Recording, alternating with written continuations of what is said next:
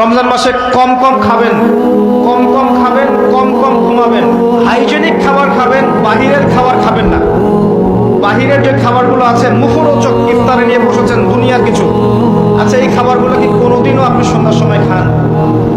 এই যে বুন্দিয়া, বুট, আপনার জিলাপি, আপনার এইটা সেইটা, 50টা আইটেম থাকে না, খাসি রেজালা, নেহারি, এটা কত আইটেম, মাশাআল্লাহ। ইফতার করতে বসছে মনে হয় সারাদিন যা খাইতে গোসল করে ফেলাইতে হবে আজকে। আচ্ছা এই দেখাচ্ছে এমন হবে যে জীবনের শেষ খাবার খাওয়া হবে না কোনো। কথা বুঝতে পারছেন? জীবনেও তো সন্ধ্যার সময় এগুলো খাই না, আমরা খাই এগুলো। যে যত বেশি খাবে সে তত অসুস্থ হয়ে যাবে।